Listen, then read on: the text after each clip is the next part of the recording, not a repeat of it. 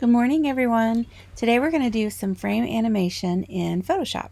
So this is an old school animation technique similar to drawing in a flip book when you were a kid, and it's really easy to do in Photoshop. And I have an animation set up already created for you, the example animation file that was included in this assignment.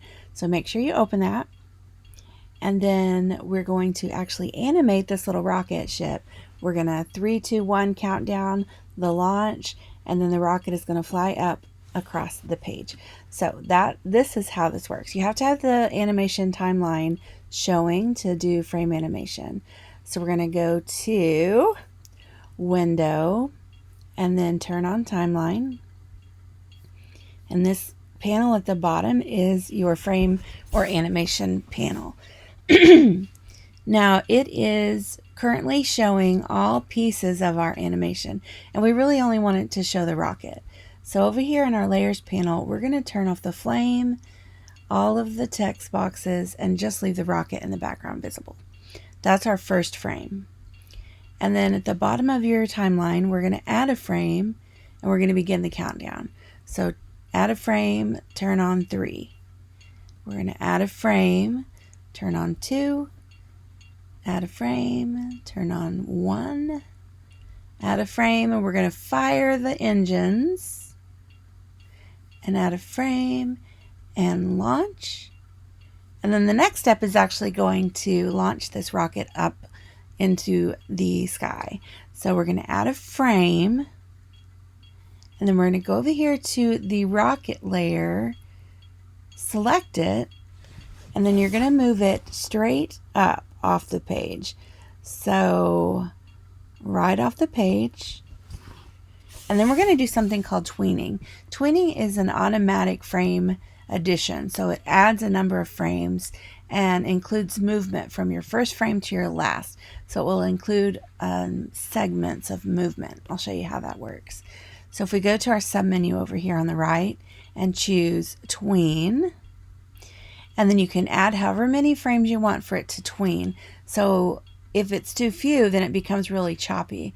If it's a whole bunch, then you get a really long animation, and sometimes it can be too big for whatever little purpose you're using this type of frame animation for. So it's the number of movement steps, basically, is what a tween is. So we're going to say OK, and you'll see that it added 9 frames with the rocket incrementally moving off the page. Now, before we play this, if we played this now, there's 1 second between everything. So if we played it,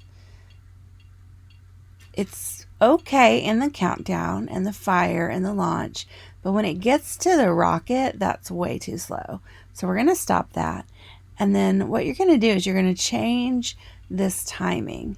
And the good news is you do not have to change the timing based on individual frames. You can actually click the first one you want to speed up timing on, hold down Shift, click the last one, and then we can just go back to the first one and change the timing.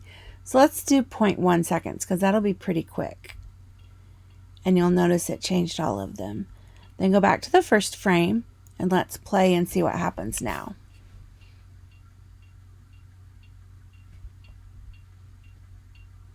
And we did it.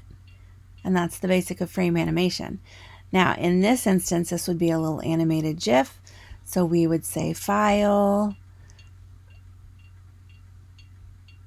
Save As, and then you could save this as a GIF, which is the animated version, and then save it to your H drive in the correct folder, and then hit Save.